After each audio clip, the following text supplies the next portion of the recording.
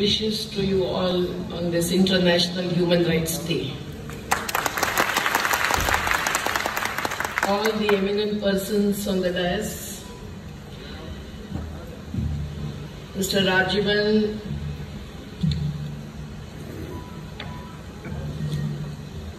and all those who are leading the battle in different states on the issue of not just KRail, but the development paradigm itself, as Mr. Arvind Akshanji just mentioned in very much details. Mr. Abu Bakarji, Sharanya Rajji, the state women convener, and all her colleagues. Babu Rajji, who is one of the affected persons suffering a lot. SP Raviji, who has led the battle on the Athirapalli project. And I remember Lata, who is no more with us. Sharat Chalur and C.R. Nilakanthan, our colleagues in the National Alliance of People's Movements, and all those, Mr. John and Mr. John and others who are on the dais, and the eminent guests present. I am here today after a long time, during which you have really organized yourself not as victims, but as the citizens demanding your right to live, right to shelter, right to livelihood, and human right beyond constitutional rights. And hence I am pleased to be here and see the well-organized, not just the strength, but the spirit that you are conveying through this gathering. I know that you have already shown your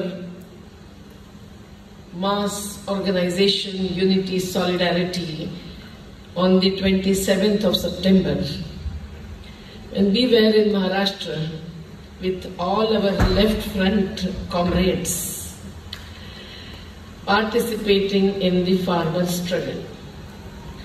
And you know that the farmer struggle is not just of the landowner farmers, but we include the farm laborers, the cattle gazers to the dairy workers, Adivasis living on the forest produce, fish workers, and all those who live on the natural resources.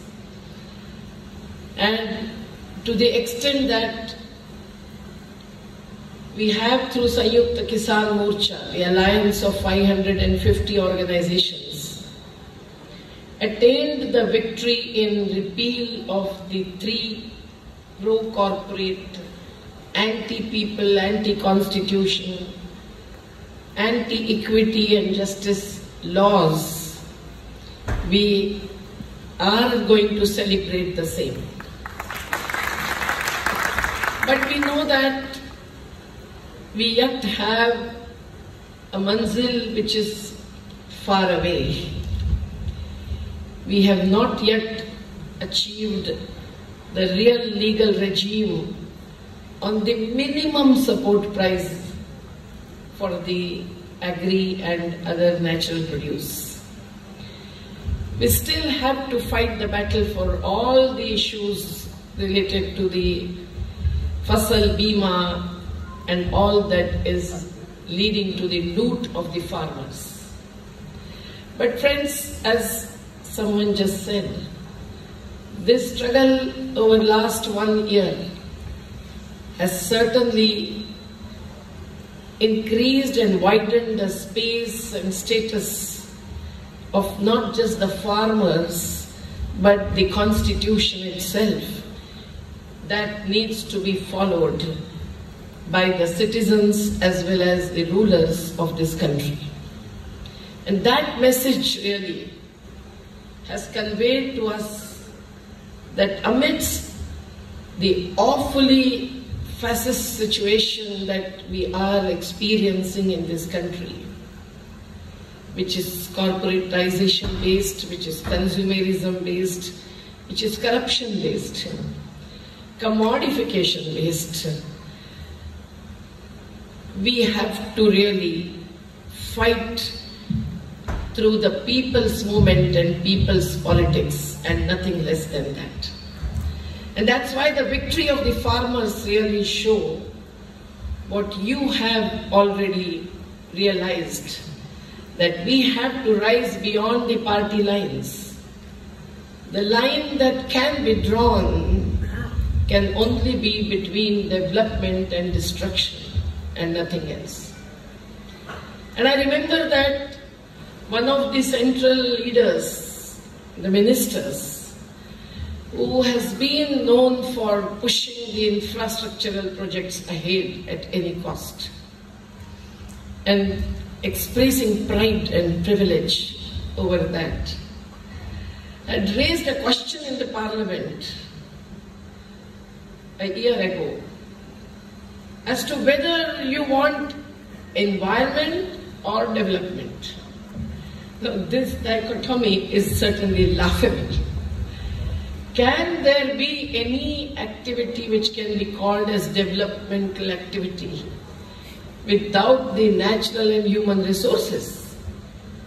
And if both of those two kinds of capital are getting destroyed, even in the beautiful and bountiful state of Kerala, what will happen to not just the Western Ghats, but every mountain range, every river, every groundwater source and aquifer, every agricultural land without which we cannot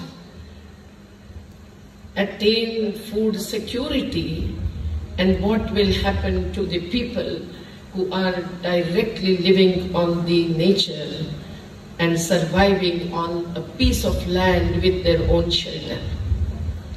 This question needs to be answered.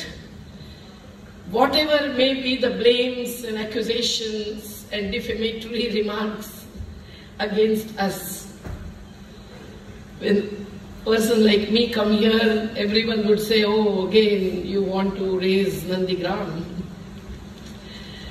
As Mr. Rajavan just said, their comrades and we were all together. And no doubt that time we were opposed, we were questioned. But I'm happy to say that it was the same left front that after that battle joined us, and we could really get abolished the 1894 British Days Land Acquisition Act and bring 2013 Act. Now this kind of rethinking, review of the position and emergence of the new ways and paths towards our goal of equity and justice with sustainability, not just growth, is something that needs to come up even in the situation and the challenge that you have taken up already. I salute to you all. It is also known to us that when we raise some questions about any project, whether it is the Mumbai-Ahmedabad high-speed rail project on which we had published a book in 2018, or KRail, whether it is related to Sardar Sarovar, a big dam, or the big dams and massive constructions in the floodplains and catchment areas of the rivers in Kerala. We know that those questions are raised with our democratic right. That is granted to us by the Indian Constitution. And hence, not just filing an application under the right to information, but asserting the right of the citizens to be not just witnesses to, not just victims of, but the participants in the development planning process is the right that is granted by the Constitution, at least later, maybe, but in 92-93, with the clear position taken through Article 243. And hence the questions that you are raising, the stand that you are taking, that KRail project cannot be pushed without your consent and your participation, is something that needs to be hid.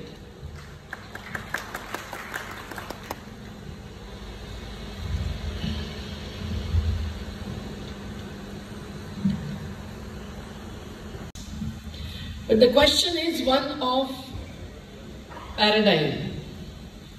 When in Paris to Glasgow, there is discussion and debates based on the impact on the climate that the developmental activities, as they are invariably called, are having on the climate, we realize that the real question is of the political and economic climate that decides the paradigm.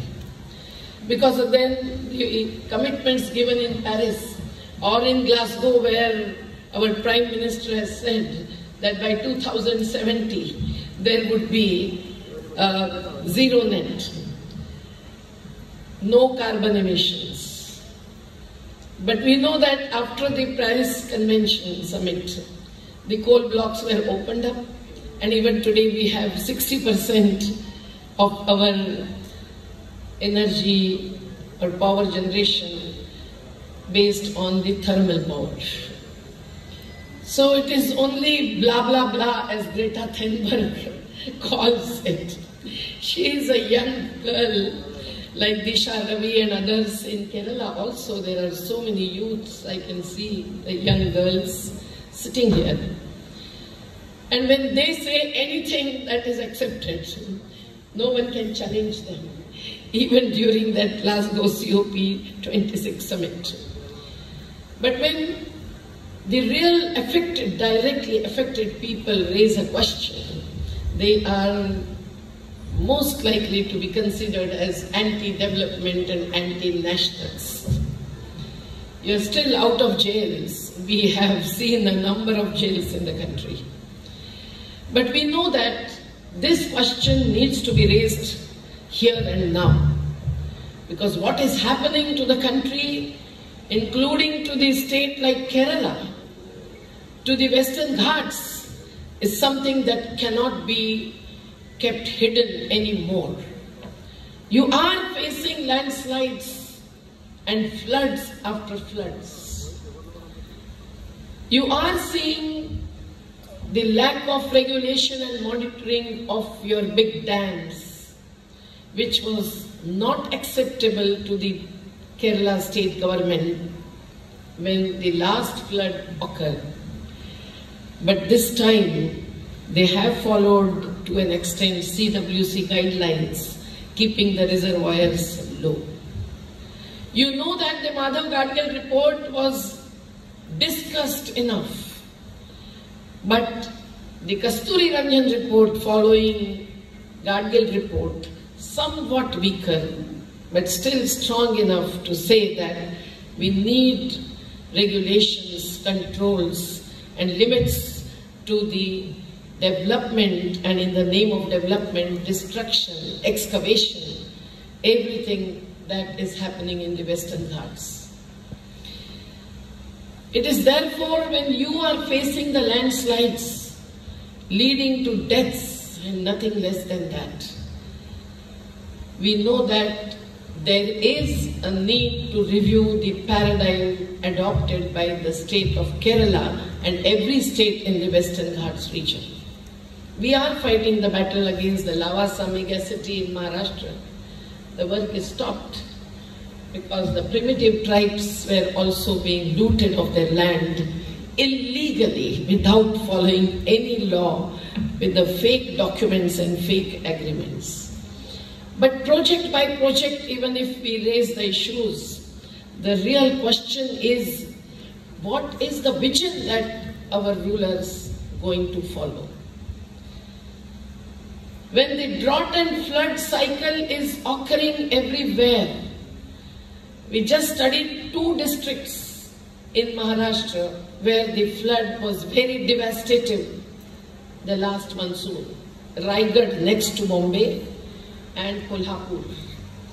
And the only conclusion that was unanimously drawn by the experts to activists to the affected people was that the so-called infrastructure, which has become a suprastructure today, is really destroying the natural structure, processes and resources in Veri. When a big Konkan railway bridge was built in the district of Raigad, the river Savitri, which was flowing over 2-kilometer range, could not get that much space, and she had to accommodate herself in 700-meter stretch, which was bound to bring in flood, and it did. The Mumbai-Goa Express Highway and the Kolhapur-Nepal International Expressways, all of those are blocking the natural flows and routes. And it's not just the elephant route or the corridor, but the human sources of life support. And hence, even in Kerala, when we have seen this happening, we must appeal to the rulers, and if there is no response, challenge them on the infrastructural projects here as well. Friends, it is very clear that this high-speed rail on one hand, and now the renamed semi-high-speed KRail of yours, the proposals that came up since 2017 and then in 2019, none else but the former consultant Alok Kumar Ji Verma has clearly stated that the proposal was different initially and now it is different. It was something that was a part of the railway network. But now if we talk about real development of the railway network, which we are not opposing as Mahatma Gandhi questioned in Hind Swaraj, we are not going back that much. But can that rail network, which is the transport facility for the common people in this country, is really going to be taken towards the development goal? No, railway is being sold out. Now 45 trains are almost stopped and 150 routes are almost granted to Adanis.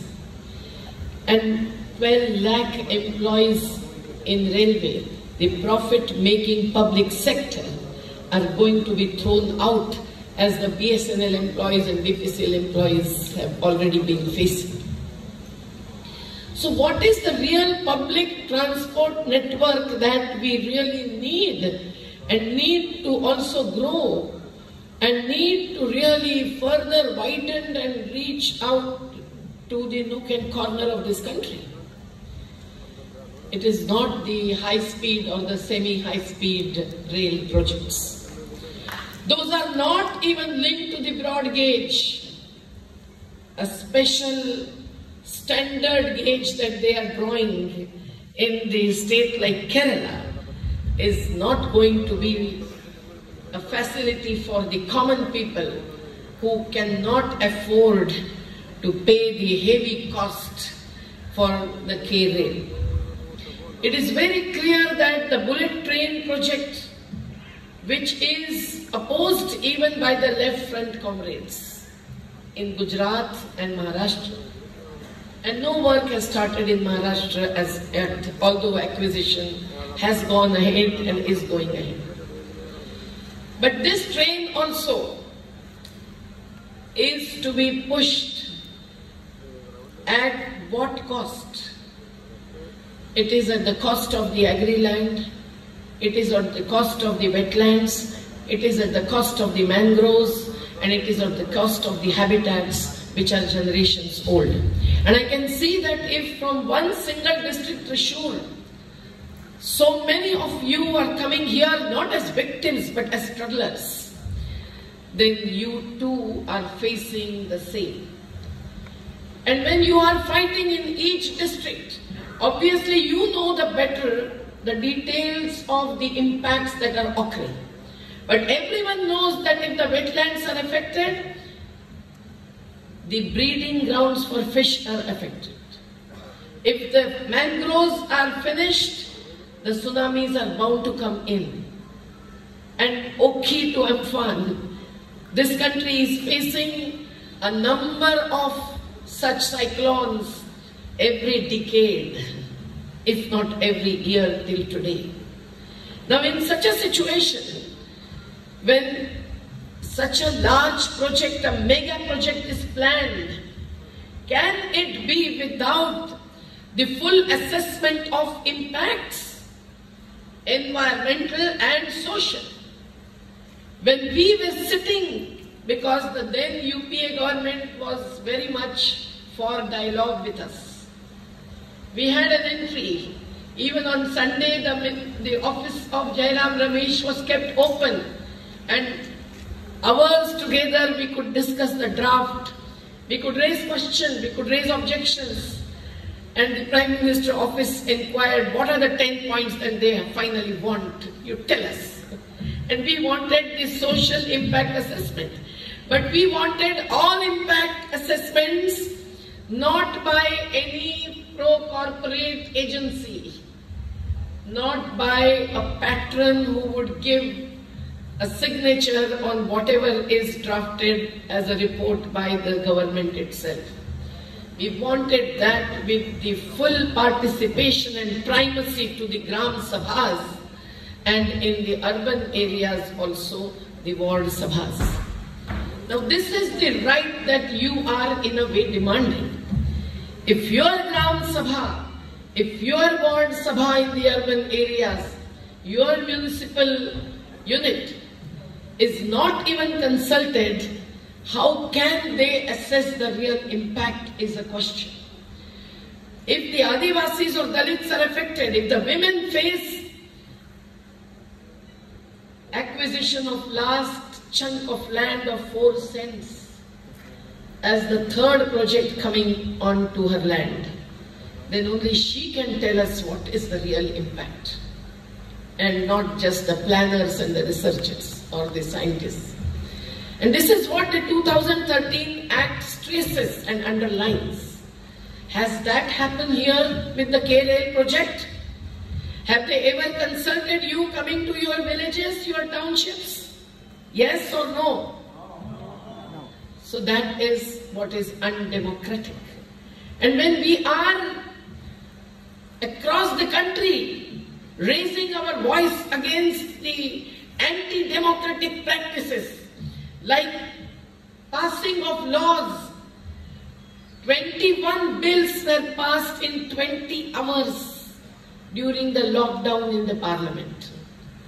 3 acts were imposed which had to be repealed because Narendra Damodar Das Modi got defeated by the farmers' strength and strength. But 29 laws in favor of the Shramik, the toiling masses, the workers, which came up through the struggle over last 70 years, since 1947 onwards, those are repealed and 4 codes are being imposed.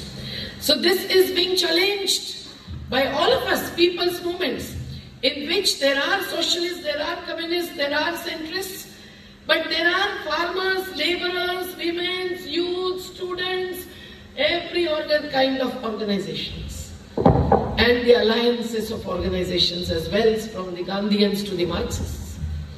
So how can KRail kind of project go ahead through the equally undemocratic and unconstitutional process is a question that we all must raise with hands in hands. And we see that the environment impact assessment, we have seen a number of projects from Enron to the Jindal's thermal power project, mega cities and so on, where how the EIA is played with.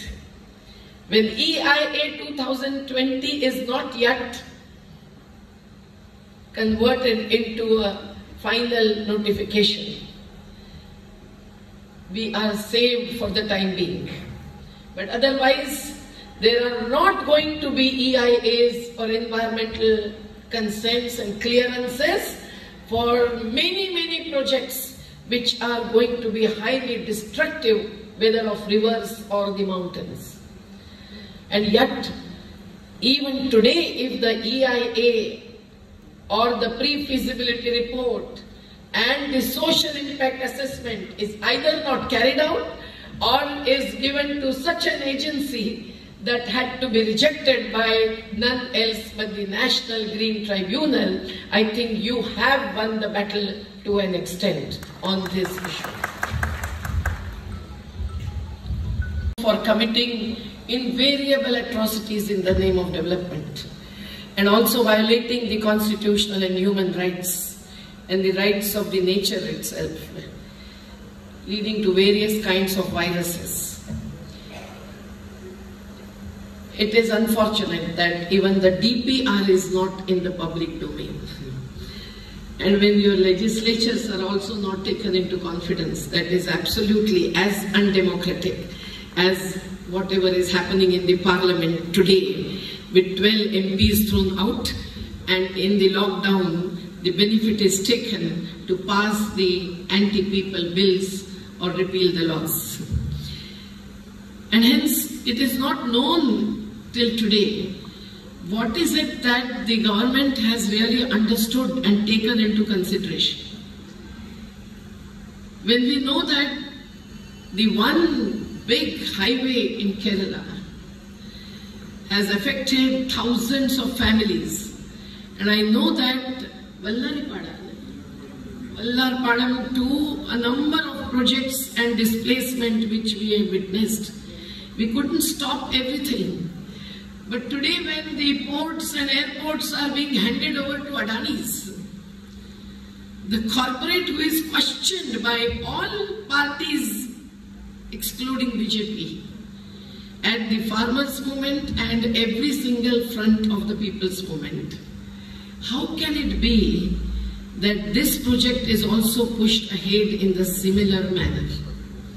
No doubt it is not yet considered as a PPP project as the bullet train is. But this project is also likely to be more or less privatized, with one after another aspect of the project handed over to the private investors. This is what is happening in the railway, the public sector itself. How can it not happen in KRail? I know that this DPR not in our hands, I cannot say much about it, but you have the right to information and you can take it in your hands any moment. Or the movement for right to information itself will have to be carried out and further at the central place in Trivandrum. It is therefore necessary to understand that how is this kind of project being pushed ahead. I was shocked to know that the Chief Minister of your state, who is certainly fighting a good battle against communalism, hats off to him, who has done a good work in the relief work after Okhi cyclone as well as the dam effects, if not rehabilitation of all those who lost livelihoods or lost their houses. But how can he call this project as a green project? Dare do that by writing to the Prime Minister. Now, everything is considered as a green when there is the black laws being taken as a basis And it is only the monetary and financial investment that really matters. Even the gases which are poisonous are considered as greenhouse gases. So this wrong terminology is a game, a conspiracy that is played. But this project cannot be considered as a green project, as I just said, and you have realized that when the highway really affected up to 30 meters, right, first, and then the second time the houses rebuilt on the remaining land were again affected, what is it that they have got? At the most, some compensation. But the very resettlement site that we visited to see, years after they were displaced, we could find that even they had not got the rehabilitation in the real sense. There were no alternative colonies and there were no amenities, and the land that was given to them was leading to the sinking of the houses in certain places. Now thousands of houses, at least 20,000 to be again affected, is something that is not a small impact for a small state like Kerala. And hence, when you are raising a question about the displacement of 1 lakh people, I think the state government must be compelled to answer as to why is it necessary. Is this really a priority in terms of the infrastructure or the transport policy? Now it is called as green because there is a claim that there would be less of road transport, which is polluting the air in Delhi. In other places, it is not given much importance as much as Delhi and NCR region. But will that happen? On one hand, I can see the Kerala also is having more and more of road transport, and for that the highways and expressways are also growing. And parallel to that, maybe at some distance in some districts, while in some districts I am told it is so close that even after the highways impact and affect, the balance land is again going to be taken over for this project. Now that is too much. The secondary and the third time displacement is something which no one can bear and need not bear. But when this greenery is being lost, with the activities coming up in the Western Ghats, how can these projects be called as green? Green ventilators are lost, and that's why people are dying for oxygen. We know that when such kind of big projects come up, there is so much of material needed. That is energy intensive activity. It is not just energy intensive when you take out coal alone. Whether it is cement, water, everything that is gone into this kind of project leads to the emission of carbon. And this energy intensive technology, which is taken from Japan, if not only the Western countries, is something that is destroying our country, and that is proved through an umpteen number of research and impact assessments. If KRail is not gone through that process even today, and if the center is not given the consent, then this is the time you have to fight and fight and fight. It is also seen that the economic growth with employment is something that is claimed invariably in case of all such projects, whether it is SEZ, whether it is Enron, whether it is KRail or bullet train. But what happens? SEZ was assessed few years or 1 decade later, and it was found that the claims were false. Even in this, as well as bullet train, there are non-governmental independent assessments which have brought out the same fact. And even if the employment generation takes place, it is mainly for the daily wage earners. But how many people really are displaced from their livelihoods due to such project? having lost their shelters, which are closer to the livelihood, or having lost their bank balance. That is never really considered into many assessments. Friends, we also know that Japan is now competing with China and France. And Japan is wanting to expand its markets. So Japan, we hail that country for its real perseverance and its hard-working lifestyles that has helped themselves to progress. But Japan also has to consider the nuclearization of its power sector. And Japan is now selling out its technology to the country like India through JICA, the organizations which we have fought with in Narmada project. I know how this international cooperation, so-called, through the bilateral agencies, really co-opt our politicians, our economists, our planners as their partners. And hence, whether this project will be worth 67,000 crores or 1.26 lakh crores is still a question. That is a question about bullet train, that is a question about KRail also.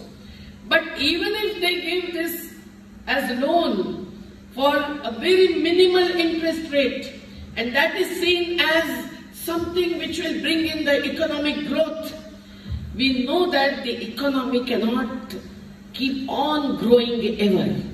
Now there is a concept of degrowth that is being pushed by the 1,500 scientists in the world who are really saying that the clock is ticking, and if the humanity has to survive, you cannot really look at the economics, you have to look at the ecology as well. And friends, therefore, when the Japan is offering this technology, are we really bound to accept it as it is? When the Kerala state government is giving an assurance to the center that we will take care of the financial losses, it is not just the losses of the government, it is the loss of the state exchequer that needs to be challenged, because this state exchequer is coming from the taxes of the common citizens, and that cannot be misused even in the situation of pandemic, where people are wanting the real investment for the real life support activities. So whether there is a need for such a KRail, how many people will travel, even that figure is always fake. 40,000, they say, will travel in the bullet train across the states, and here they say 80,000. No one can believe that this will ever happen. And if at all the elite section population can use this, it will be at the cost of the alternative investment in the real transport for the common people. So all these issues that you have raised, I think are worth taking forward, and it is very clear that if we have to change the development paradigm, we have to resort to the people's struggle and nothing less than that. I told that it started from Koilandi, and Vijay Raghavanji is here, and now it is, and Ismail also, yes, and you are still leading it even after years, district after district. I think this kind of challenge to the project is always condemned by the politicians. They would be famous and they would say that these are the people who are again taking up the battle against development. No, we are fighting against destruction, deprivation and distributionalization. But I tell you what games are on. When you go to the National Green Tribunal, where I also plead the cases on the illegal sand mining to whatever, we know that the orders are not complied with. And beyond that, what happened on the Constitution Day, 26 November? You might not have heard that speech of the Prime Minister. The great Prime Minister spoke before the Chief Justice of India and all justices who were present in the Vigyan Bhavan. And he referred to only one project, and that is Sardar Sarovar. And he said that ये project ऐसा है कि जहां आंदोलन होता है और आंदोलन रोकता है और आंदोलन के बाद न्यायमूर्ति judiciary also hesitate to give the truthful judgments. In a way, he blamed the judiciary also. Now you know that 36 years we have fought the battle. 50,000 families are rehabilitated with 5 acres of land to whom everyone who lost 25% of his or her land, may it be 1 acre or 2 acres, but 5 acres is the minimum, along with the major sons and major daughters also. But Prime Minister is again blaming the movement which has gained a great victory with the farmers' movement, and that is known to the world. But when he says that even the judiciary is making a mistake, imagine what kind of influence or intervention is going on into every pillar of democracy. And hence, if you approach bureaucracy, if you approach political parties, if you approach judiciary, everywhere you will have to face challenge after challenge. We know that the Sardar Sarovar has not benefited Kutch and Saurashtra, but he said now from Kutch there is export of agri-produce taking place, yes, but the canals are not fully built in Kutch, and those which are built are full of mud and not water. So Kutchis and Saurashtrians are still wanting us to fight with them, while the displaced population also continue to struggle for 1,000 or more families who remain to be rehabilitated. And the benefits of the project have not come true. Maharashtra and Madhya Pradesh have not got even the power, electricity only benefit that they were to get, while 245 villages are destroyed. And whether the Narmada will survive or not is a big question today, while Modi ji has changed all his focus onto tourism and not on Sardar Patel or Sardar Sarovar. So friends, the fake kind of claims, fake affidavits, fake environment impact assessments, everything really builds the towers of these towering projects in this country. And that is destroying the country, and that is changing the priorities towards corporate benefits and lack of life support systems for the common people in this country. And this is what we are challenging. So there is nothing wrong in challenging a project. I really feel that the Article 243 must be asserted as your right to decide whether a project is agreeable and acceptable to a community or not. So community-wise resolutions to be passed with the elected representatives attending those Jana Samsad people's parliaments which you can hold in every single community, township or village which is fighting this battle.